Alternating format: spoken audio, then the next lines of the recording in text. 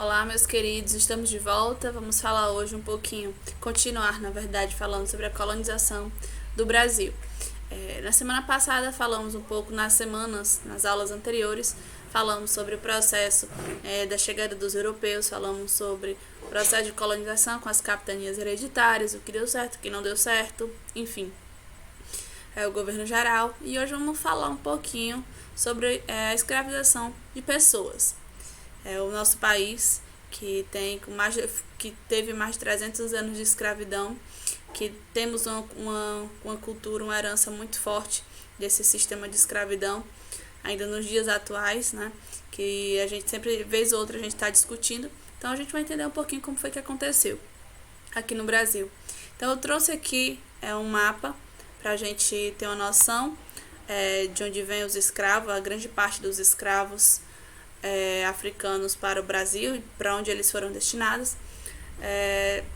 Acredita-se que cerca de 11 milhões de escravos africanos foram escravizados.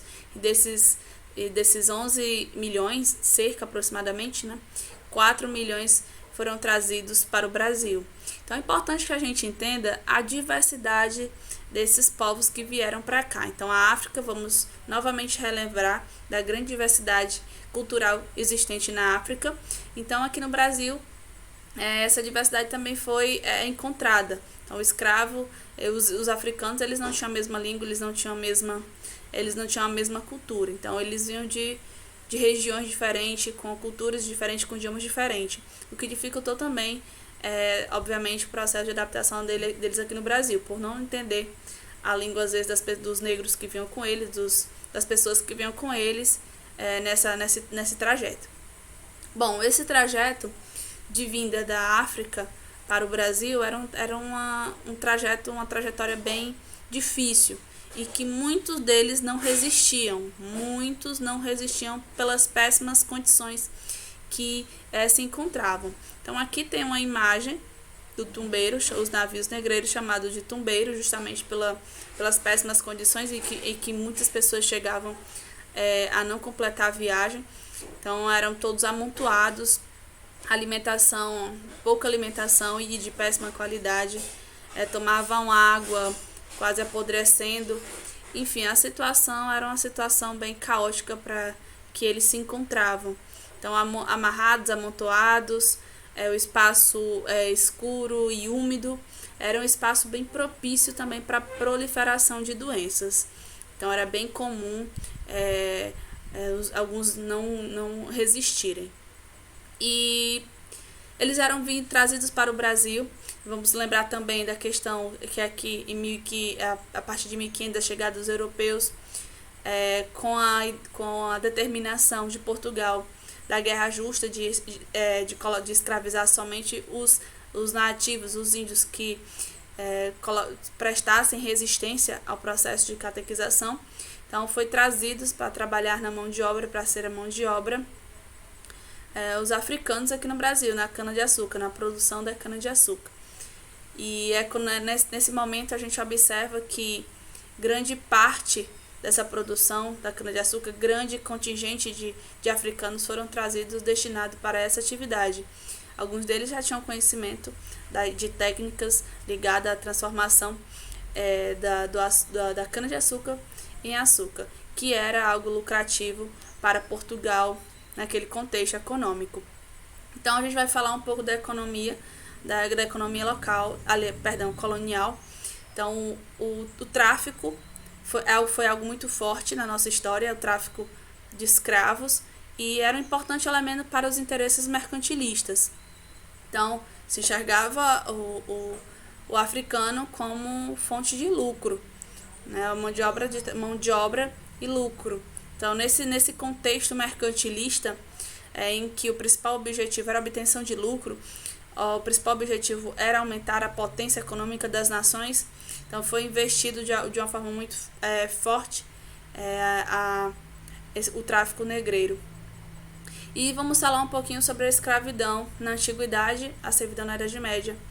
Bom, a escravidão na Antiguidade, a gente vai relembrar um pouquinho as aulas que a gente teve lá em Roma e na Grécia também. É interessante que a gente não pense, analisando a nossa história do Brasil, que os negros, que as pessoas foram escravizadas pela questão da pele, pela cor da pele, por ser negro, e na África, aliás, na Grécia e em Roma a gente vai só relembrar que não estava relacionado à questão da cor da pele, mas era estabelecido a escravidão pelo processo de escravização, por dívidas, por guerras ou por algum crime cometido.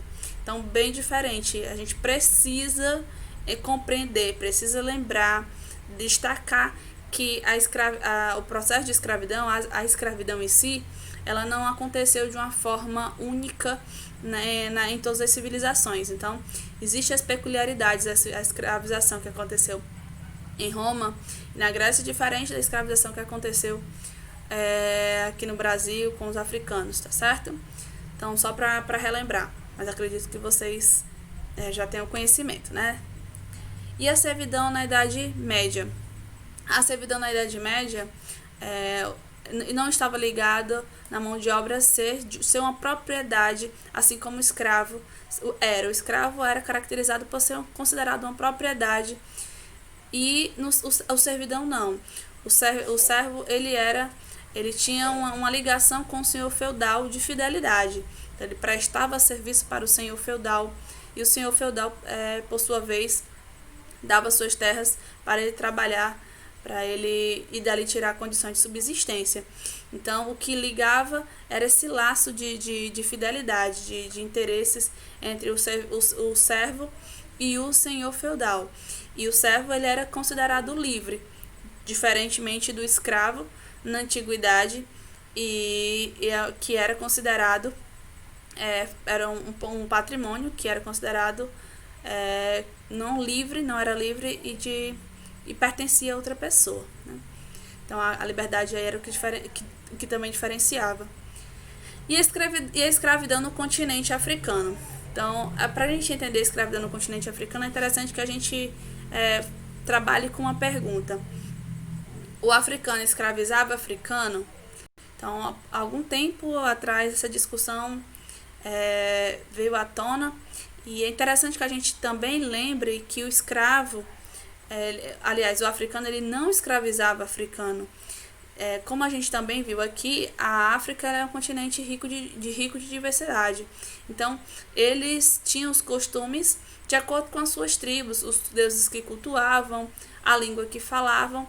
Então, quando aconteciam as guerras, que eles saíam vencedores, eles estavam escravizando não um irmão, não alguém do seu membro da sua tribo, mas alguém que era diferente. Então, se fosse diferente, se tivesse características culturais diferentes, então para eles não estariam escravizando uma pessoa próxima deles, uma pessoa que fazia parte da sua etnia. Então, se não pertencesse ao grupo, o seu grupo do qual ele estava inserido, se não falasse a mesma língua, se não cultuasse os mesmos deuses, não tivesse as mesmas tradições, então para ele era um estranho. Então, eles não tinham a consciência de estar escravizando um africano. A consciência que eles tinham era de estar escravizando alguém diferente do grupo do qual ele pertencia. Então, é interessante que a gente também destaque isso, tá certo? Ele não tinha consciência que era outro africano, mas sim uma pessoa diferente, de uma cultura diferente. E dessa forma, né, foi com que muitas pessoas foram escravizadas e dando lucro aí para os portugueses e os traficantes de escravos. O trabalho escravo aqui no Brasil. Aqui no Brasil, eu coloquei logo mais aqui do lado um engenho. E o engenho é uma célula com algumas divisões essas pinturas já eram para demonstrar, e a própria organização, a estrutura do engenho era para entender a sociedade que as pessoas estavam inseridas. Então, não somente nessa imagem, como outras imagens que vocês possam ver sobre os engenhos, sobre também o engenho aqui que alguns de vocês já conheceram em Redenção. Então, o engenho ele tem uma divisão, que no engenho tem a senzala, o canavial, a casa de engenho, a casa grande, a capela. E a casa do engenheiro, a casa grande, que está aqui localizado, a casa grande ela sempre ficava aqui no alto. A casa grande sempre ficava em um lugar para entender socialmente que o senhor de engenho, também no contexto social de poder, ele estava numa condição mais elevada. E a senzala, que era a moradia dos escravos, numa localização mais baixa. Para de longe a gente já entender também, através das pinturas, a organização social das pessoas que ocupavam esses engenhos. Então a senzala era o espaço onde ficavam os escravos, era pouca luz, úmido, com as condições bem precárias para eles ficarem. Canavial, onde era feito o plantio, para transformação da cana em açúcar, o ouro branco da época. A casa de engenho, onde eram traziam-se as máquinas da Europa para fazer esse processo de transformação. A casa grande, ocupada pelo senhor de engenho, que era da sociedade patriarcal, que tinha o poder econômico, e não só também o poder econômico, mas o poder social de respeito naquele contexto.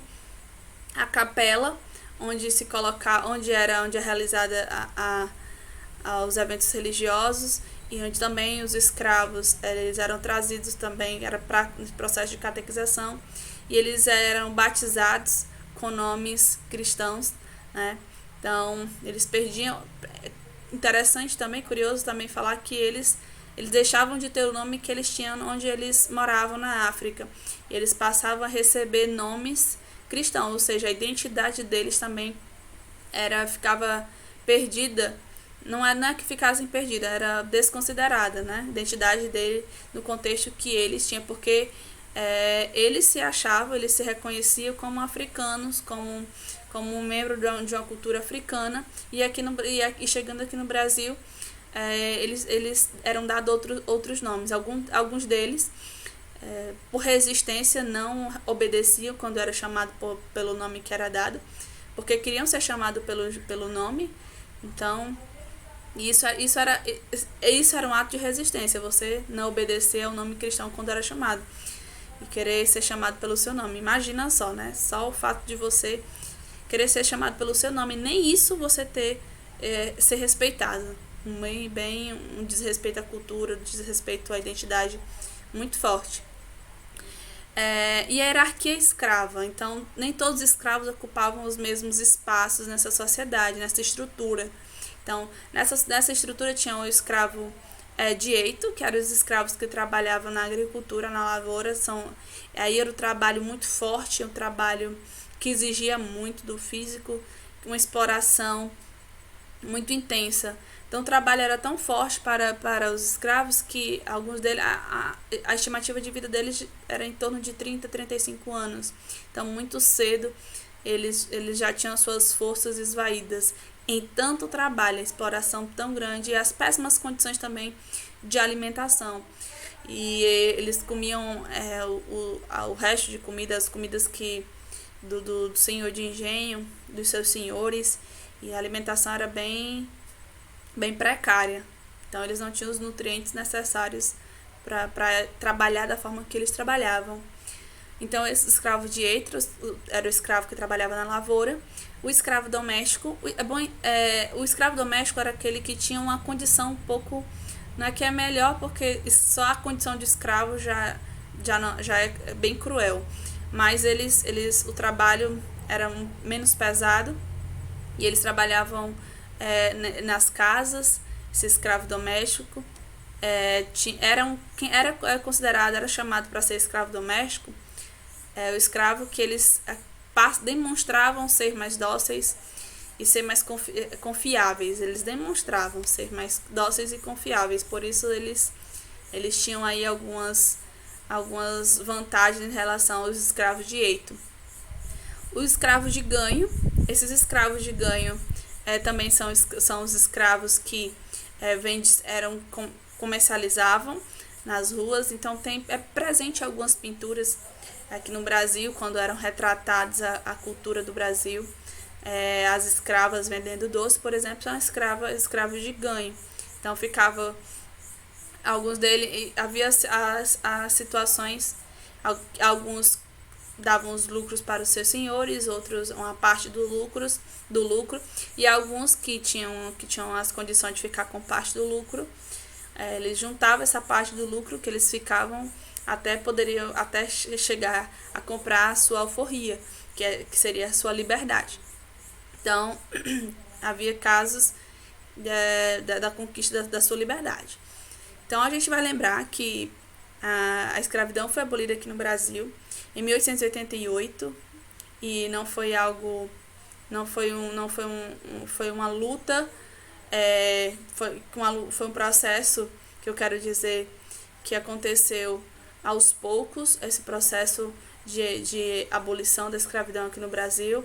Princesa Isabel acabou assinando, pressionada pelo contexto da época, por vários elementos, e o africano aqui no Brasil, o escravo no Brasil, ele foi totalmente deixado a Deus dará quando foi abolida essa lei. Os escravos, não houve um projeto de inserção dos escravos na sociedade, não houve um projeto em que considerasse o escravo liberto um cidadão brasileiro, e eles tiveram que ocupar os morros porque não foi destinado ele espaço para ele na sociedade, nem trabalho. Eles ocuparam os trabalhos que os livres, as pessoas livres não queriam trabalhar, então eles tiveram a condição. O Brasil tem uma dívida muito grande com o africano, com o afrodescendente aqui no Brasil, e a gente ainda hoje observa de uma forma pelas falas racistas, heranças desse período de escravidão, desses mais de 300 anos de escravidão da nossa história. E aí a gente precisa entender, precisa estudar, precisa se sensibilizar com as informações e com o conhecimento, para que nas nossas atitudes a gente tenha uma atitude de valorização às contribuições dos africanos para a construção da nossa identidade cultural, e combater de todas as formas qualquer ideia de inferiorização do afrodescendente, qualquer ideia de inferiorização dos negros, qualquer inferiorização das contribuições que foram dadas para a formação da nossa identidade cultural. Então, na próxima aula a gente vai falar de resistência dos escravos, que é uma parte que eu também gosto muito de falar, sobre a forma com que eles lutaram para defender os seus interesses, para defender também a sua liberdade de uma forma muito heróica. Então a gente vai destacar isso nas nossas próximas aulas. Então a gente encerra por aqui. Fiquem bem, estejam bem e até o nosso próximo encontro.